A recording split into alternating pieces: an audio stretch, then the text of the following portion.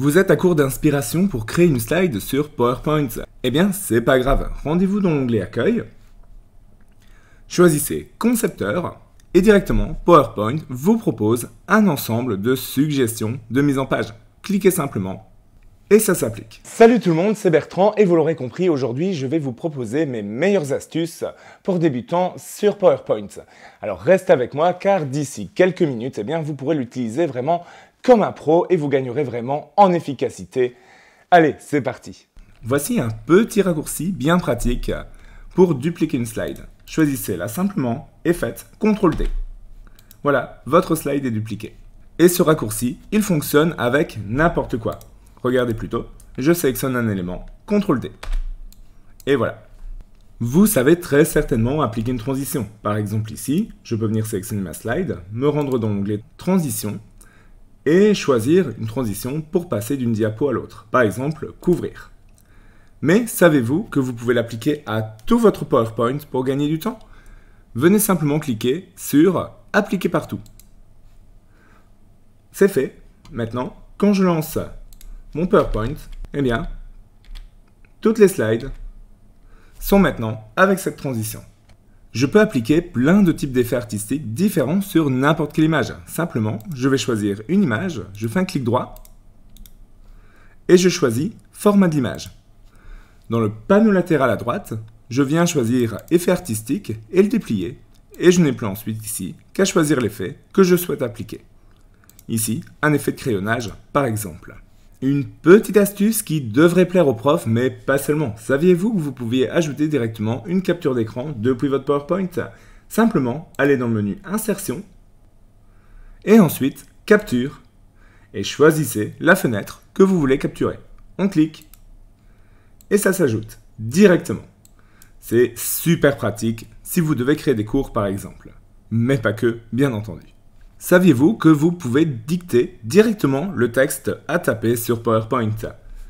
Tout simplement, choisissez l'endroit où vous voulez ajouter votre texte, ici par exemple, et dans Accueil, utilisez Dicter. Alors attention ici, on va d'abord sélectionner la bonne langue, parce que si vous êtes en anglais, ça n'ira pas. Donc on va choisir Français France, et ensuite on va appuyer sur le petit haut-parleur.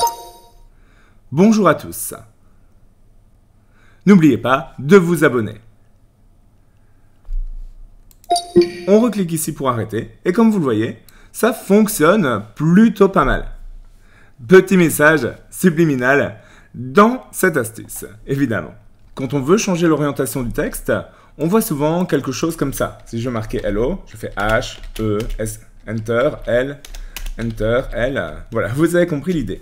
Mais ce n'est pas nécessaire. Tapez simplement votre texte, Hello par exemple. Choisissez votre espace de texte et ensuite, dans Accueil, onglet Paragraphe, vous pouvez faire Orientation du texte et choisir simplement Pivoter par exemple. Et ensuite, on est bon. PowerPoint vous permet d'utiliser une très grande librairie d'icônes déjà intégrée au logiciel. Pour ça, simplement utilisez Insertion et choisissez ensuite Icônes dans Illustration. Je clique et j'ai ensuite le choix parmi un énorme catalogue d'icônes.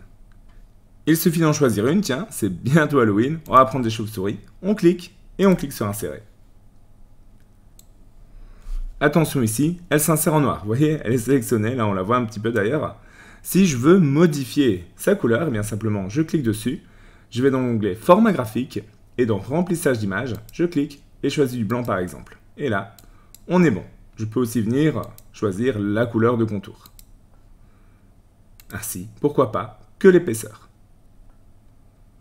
Tout comme dans Word, vous aimeriez peut-être créer un petit pied de page ou une petite en-tête dans votre PowerPoint.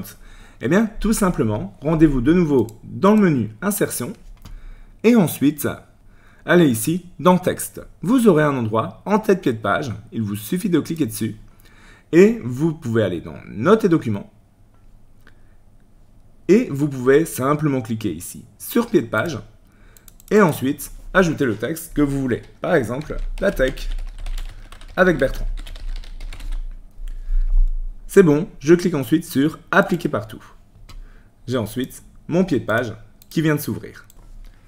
D'ailleurs, je peux également venir numéroter mes slides. Toujours ici, dans Insertion, Texte, je vais cliquer sur numéro de diapositive. Je reviens d'ailleurs dans le même menu et ici, j'ajoute numéro de diapositive.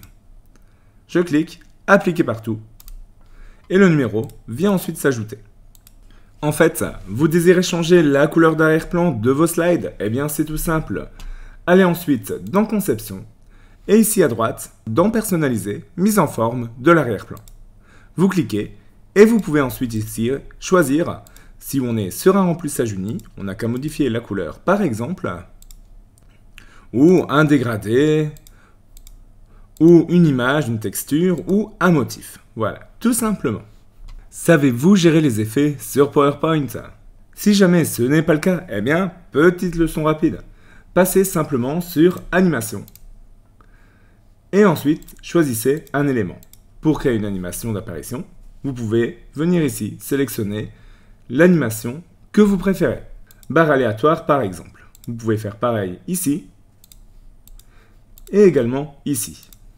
On est bon, et le fait de l'avoir fait de façon successive, eh bien, ça permet maintenant de les faire apparaître point par point au moment du clic. Saviez-vous que vous pouviez convertir votre PowerPoint en vidéo? Et c'est assez simple à faire. Simplement, allez dans l'option Enregistrer. Vous avez ici l'occasion de faire plusieurs types d'enregistrements. Nous, on va choisir Exporter en tant que vidéo.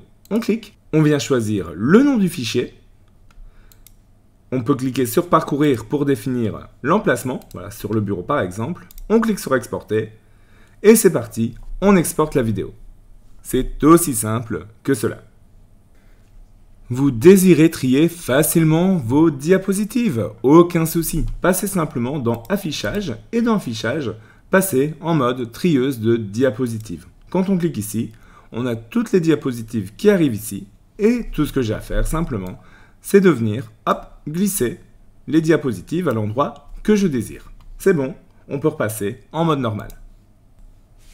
Vous désirez vous aider de quadrillage pour mieux mettre en forme vos diapositives? Aucun souci, PowerPoint intègre la fonction. Allez dans Affichage et dans Affichage, cliquez simplement sur Quadrillage. Je clique et j'ai maintenant tout un quadrillage qui va m'aider à mettre en forme mes slides. Ce quadrillage, bien sûr, il n'est pas dispo à l'impression. C'est juste pour vous aider. Je peux également afficher les règles. Si je veux m'aider de repères sur mes règles, eh bien j'affiche les repères. Il y en a deux par défaut qui pointent au centre, mais je peux venir directement dessus. Et vous voyez que mon curseur se transforme et à partir de ce moment-là, je peux cliquer maintenir pour les déplacer. Si je veux en créer d'autres, je viens précisément là où mon curseur se transforme sur une règle, je fais un clic droit et je clique sur ajouter un repère vertical ou ajouter un repère horizontal. Et là on le voit, ça fonctionne bien. Je peux avoir un espace de prise de notes, soit dans Affichage en cliquant sur Notes. Vous voyez qu'un espace apparaît ici, soit en appuyant sur Notes ici dans la barre d'état.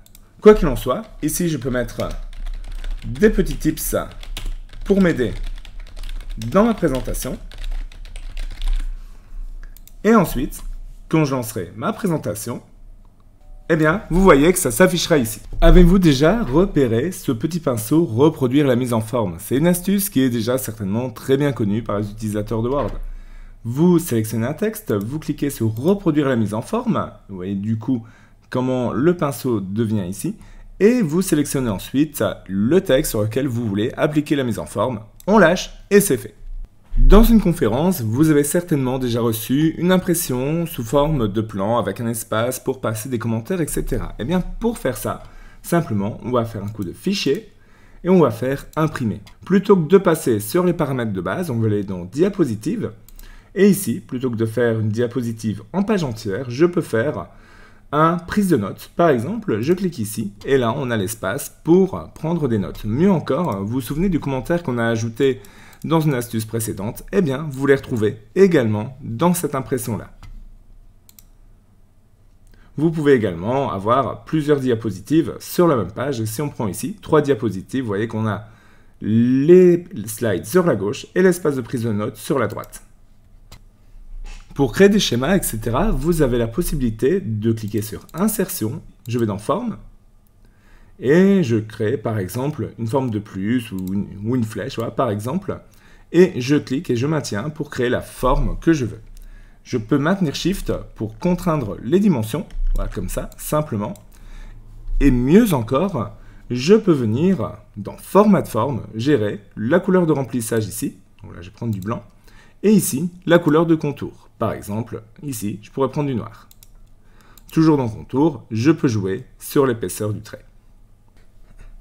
Si comme moi, vous aimez l'effet un petit peu écrit à la main dans ces formes, etc., justement, eh bien, vous pouvez sélectionner n'importe quelle forme que vous avez créée, et ensuite, toujours dans Format de forme, vous pouvez passer dans Contour, et ici, passer à Croquis, et choisissez une des formes de croquis. Ça donnera un super effet écriture à la main, comme ça, qui est toujours du plus bel effet. Enfin, dernière petite astuce, dans Insertion, vous avez la possibilité de créer des graphiques SmartArt. Donc, je clique sur SmartArt et j'ai ici toute une base de présentation assez sympa pour présenter des schémas, des diagrammes, des mises en relation, des hiérarchies, des cycles, des processus, etc. J'en choisis un, je clique OK et ici, je peux simplement venir compléter tout simplement. J'ai aussi ici des variantes voilà, que je peux sélectionner. Donc là, j'en ai sélectionné une par exemple ici. Et je peux également venir modifier les couleurs en cliquant sur Modifier les couleurs et choisir d'autres thèmes de couleurs en fonction de la variante que j'ai choisie.